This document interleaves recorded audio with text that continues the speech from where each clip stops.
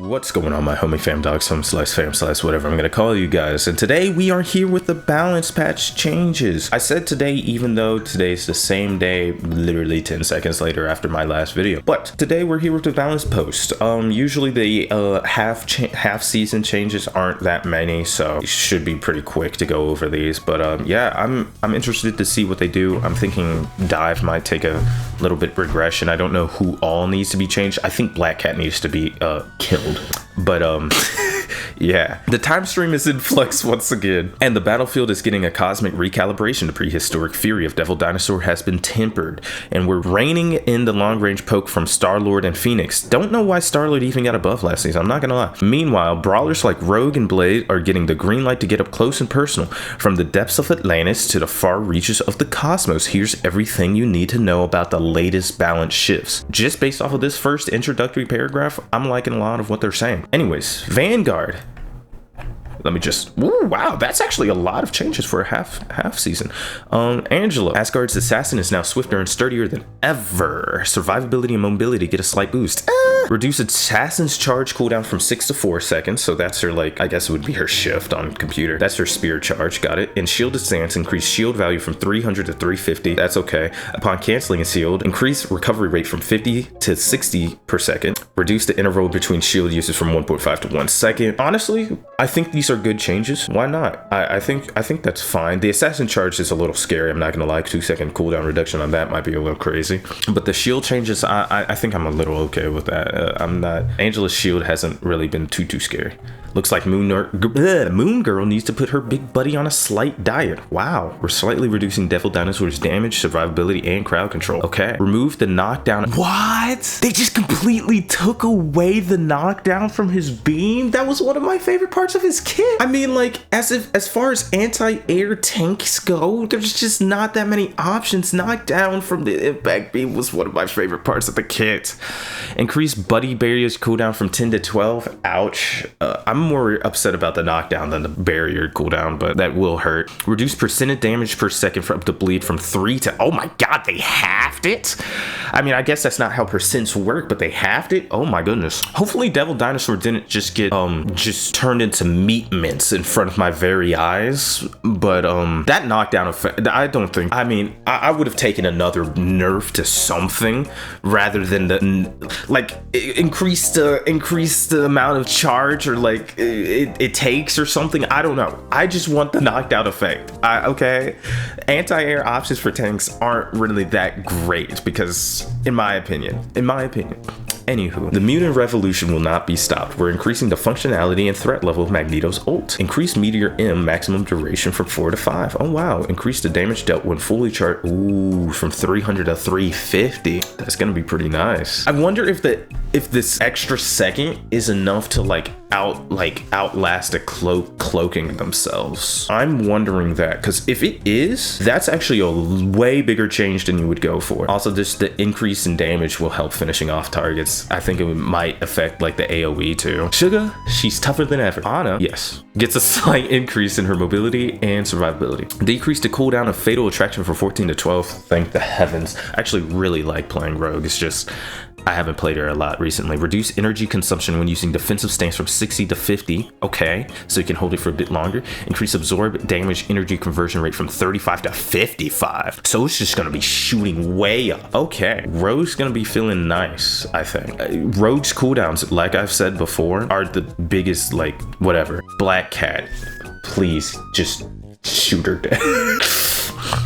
Whatever Spider-Man did to freaking, what's her name? Oh my god, Mary Jane, by breaking her back, just do that to Black Cat. Not like that. But, Felicia's luck might have finally run out. We're increasing the fortune cost to purchase relics, decreasing her fortune acquisition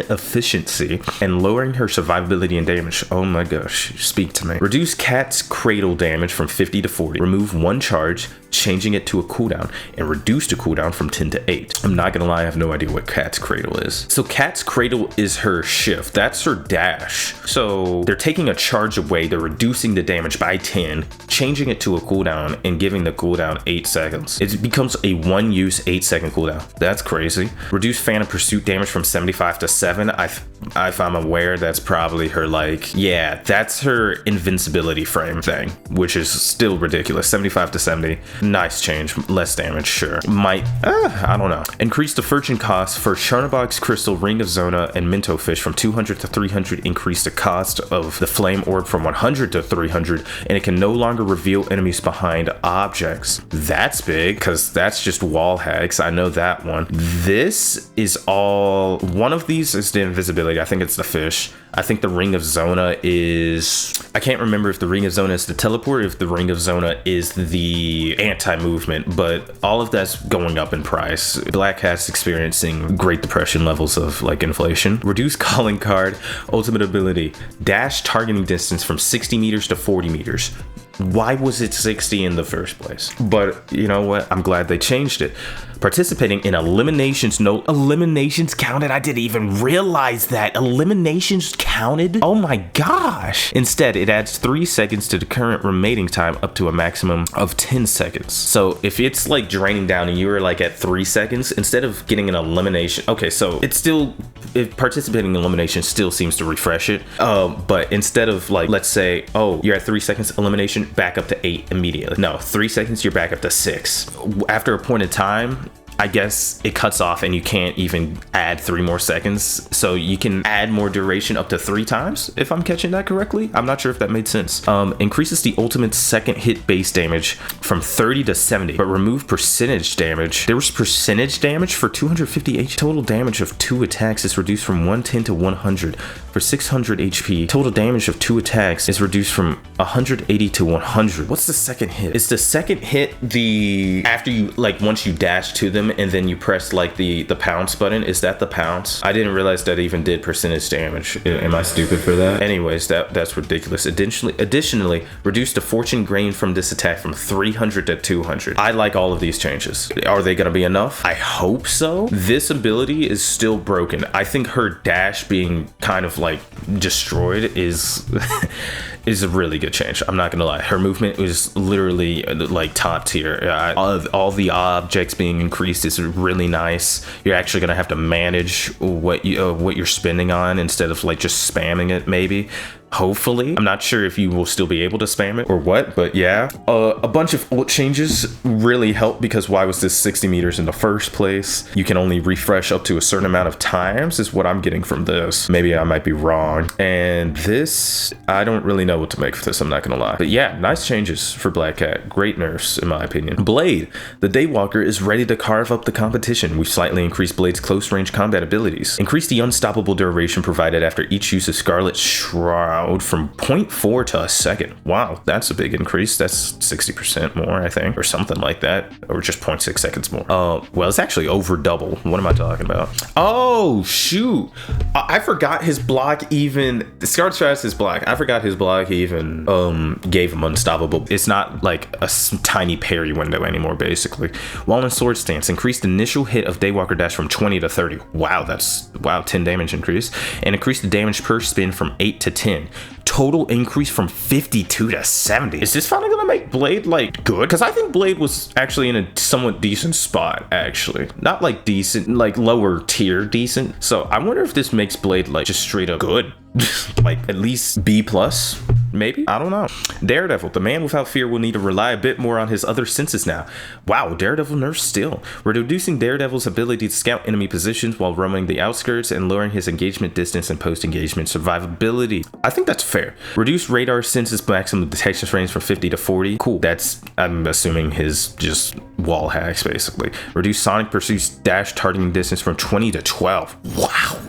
Wow, that's a big, wow, you have to get real close. Reduce objections duration from 1.5 to 1.2. Not the biggest difference, but enough to feel it. So wow, Daredevil nerfs. This might actually take Daredevil. This is gonna hurt. This is gonna hurt. A lot of nerfs, a lot of good nerfs in my opinion. Bloodstone Legacy grows stronger. Elsa's getting increased to her instinct accumulation speed for a slight bump to her baseline performance. In my opinion, Elsa did kind of fall off a cliff a little bit. Her ult was still a little strong, but not a little strong, but like it's a good ult basically. But like Elsa they reined back Elsa a lot. Reduced the damage required to upgrade the passive skill Inherited Instinct from 1667 to 1111. Why did I say that? The damage to rating conversion multipliers increased from 0.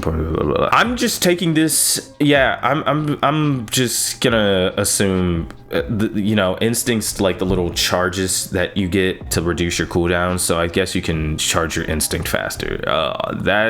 So the more damage you do, it increases it faster. Yeah, that's a really small number. Flame on Johnny.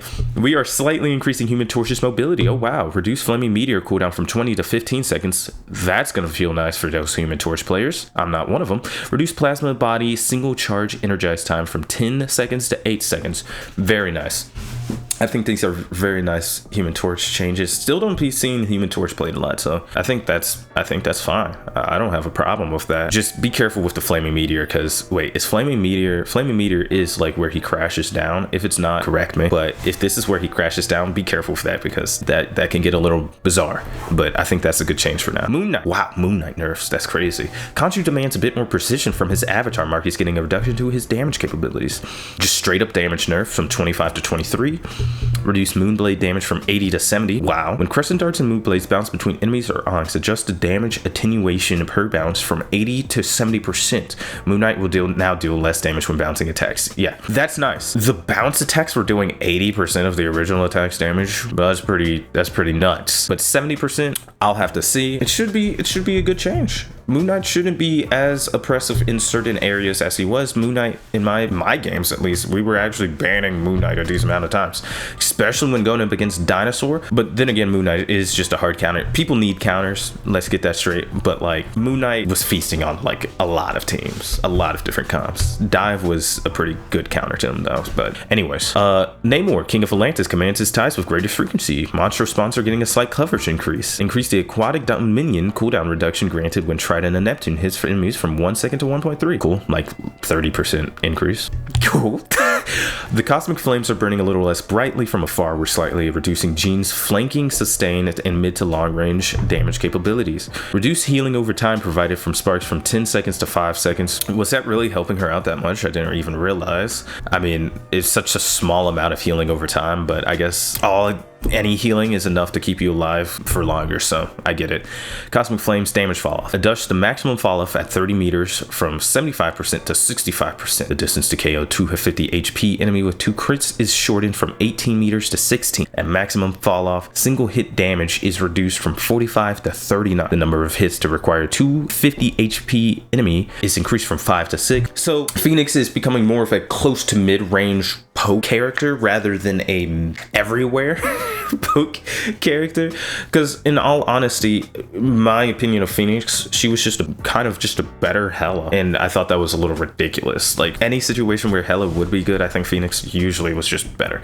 This will actually have her own niche now, hopefully, so that's gonna be nice. Star-Lord, time to get a little closer for those legendary plays. Players baseline mid to long range damage capabilities are getting toned down. Element guns damage fall off. Adjust maximum damage fall off at 25 meters from 65% to 50%. This does not affect his ults. Youch, 50%. So at 25 meters, you're doing half of the damage you normally do. That's gonna hurt. I think that's nice though. Star-Lord, I don't know why he got I don't even know why he got a buff last season. I'm not gonna lie. Adam Warlock, yes, strategist Adam Warlock. Oh yes, I love Adam Warlock buffs. Any Adam Warlock buffs. The Golden Gladiator's cosmic karma flows more smoothly, wearing slightly increases Adam's damage to healing conversion efficiency. Increase the avatar live stream charge time reduction when cosmic cluster hits from 0.48 to 0.6. They said the last change, you know what? It wasn't enough. What if we do another 0.12 seconds? So basically, Adam might really be like nice as like a second healer, actually. At least if you're like shooting with your like secondary fire. 0.6 second reduction, what? Am I bugging? Is it per hit, or is it like if you were to hit everything? Because if it can't be per hit, because if it was per hit, you're getting back both of your heals if you hit one burst. So I don't know. I don't think it's per hit, but that's gonna be really nice. I appreciate any Adam Adam Warlock changes. I am Adam Warlock's like second or third biggest fan. I'm probably not his biggest fan, but I love Adam Warlock. He means something to me. Cloak and Dagger. The Divine Duo brings even more light to the shadows. Cloak and Dagger are seeing an increase in baseline healing capabilities. Cloak and Dagger buff is interesting, especially when Cloak and Dagger I thought was still pretty alright. Maybe I'm missing something, but I thought Cloak and Dagger was kind of chill as is, but maybe I'm missing something. When Life Force Dagger directly hits allies, reduce a single target healing from 16 to 12. Wait, so are they like undoing their change from like many seasons ago? They changed it to where like the AoE was like bigger, or maybe they did this exact same change. I swear they did something like this. Increase the spell field healing from 16 to 20. Okay, so for directly hit enemies, the healing remains the same, but the AoE healing is increased. Increase the healing boost ratio provided by Veil of Light Force ability from 50% to 20%. So you're getting a 20% healing boost when you use your, what people call the window. That's gonna be really nice changes, but not sure if she needed them, or they. I'm not sure if they needed them. We live. The Merc with a Mouth is handing out even more band-aids, way to seeing a slight increase in his baseline healing capabilities. I like Strategist pool, but he was a little bit weaker. In gun form, increased bouncing bobblehead continuous healing provided by the spell field from 40 per second to 50 per second, and from 50 to 55 per second upgraded. So I believe that's his AoE stuff, because it does have spell field. Gambit.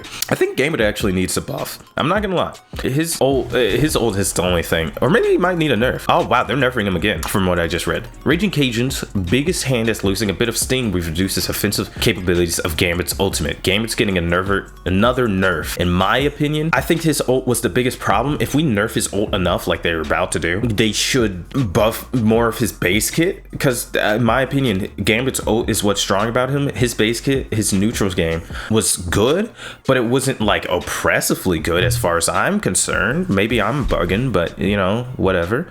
Reduce the bonus damage multiplier provided by Raging Royal Flush ult ability from 25% to 20%. Reduce the movement speed bonus from 40 to 30%. That's gonna hurt. I think, does this finally take Gambit out of being banned? In my opinion, some of my games I wasn't even banning Gambit for real. Maybe I'm just terrible at the game. I don't know.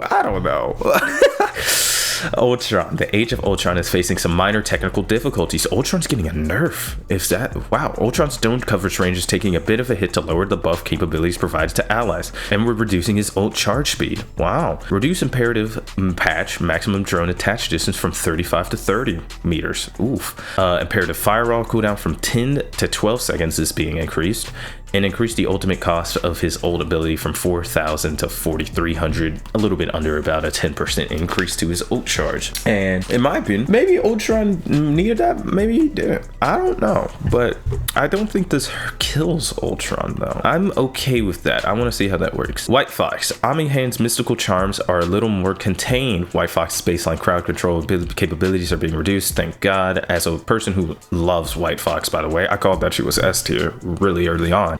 Reduce the charm and invincibility spell field radius of Spectral Surge from 0.8 meters to 0.6 meters. I guess it'll be enough, because I mean, it won't reach as far, but I don't know. I think that's a good change. I mean, that was a little ridiculous how like crazy that got. And then here's a new team up: Explosive Entanglement, Gambit, Magneto, and Rogue. Oh, it's getting a change. The mutant drama is cooling down just a bit. Reduce the healing and damage provided by Heartus 1. Reduce the percentage damage dealt for per attack from 3% to 2%. Reduce the spell field of healing at per attack from 55 to 25. Oh my god, did they kill the team up? I actually quite like that team up, but I know some people said that Rogue was kind of being carried by that team up and she needed to be strong on her own, so maybe that's what they're trying to do, though I'm not sure if this makes her that much stronger on her own to where that team up needed to be killed that badly. But yeah, that's all the changes. My opinion, I think there's a lot of good changes in here. Devil Dinosaur, as much as I love Devil Dinosaur, needed to be nerfed. I don't know about this. I really, that knockdown, that really hurts my feelings. It was such good anti-air for tanks. I finally felt like I could do something against the air with tanks, but fine. This percentage bleed damage might hurt a lot. I don't know how much of his damage is based off of this bleed effect, because that might hurt way more than I think it does, but in my opinion, this is the biggest change for Devil Dinosaur. Magneto got a nice change. I think Rogue got some nice changes. Black Cat got really necessary nerfs. Is it enough? We'll have to find out. Blade sounds good. Daredevil, sure, I like the Daredevil Marvel nerfs. Elsa, whatever. I'm not gonna lie. Moon Knight, finally. Moon Knight nerfs. Yes, I agree. Phoenix, yes, good changes. So overall, I think it was good changes.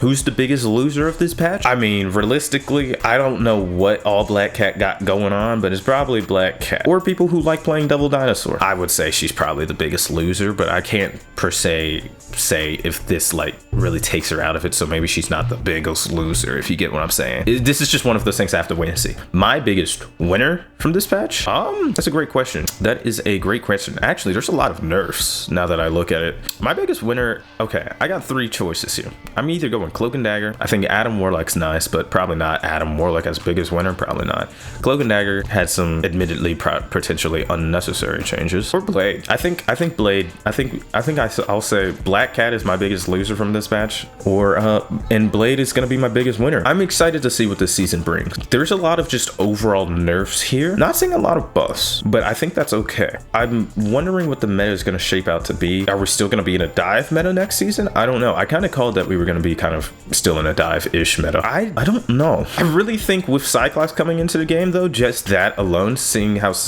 much the game like overall like changed because of Devil Dinosaur and, you know, every other healer that was added, I think we potentially see a poke coming back, like a pokey meta coming back. But yeah, anyways, I'll see you guys in the next season, man. I'm excited for Cyclops. These changes actually look really good as far as the nerfs go. I guess my second guess for as far as like quote like metas would be, my first guess probably poke. My second guess with Rogue and Blade getting those changes that they got, I'm assuming that we might even be in a brawl meta. Like we might even be in a brawl meta where we're just like trading blows in the front line. We're all close range, we're just punching each other, and poke is the counter to brawl, by the way. And I could be completely wrong. That's gonna do it for today's video. Let me know what you guys think of this. I actually think I quite like these changes, and I'm excited to see. It's quite a bit for a half season, but that's not a bad thing in my opinion when it's these changes. So I'll see you guys in the next one. I think one more video I'm gonna record today because there's this game I'm really excited to show you guys. But anyways, I'll talk to you guys in the next one, or see you guys in the next one. Peace.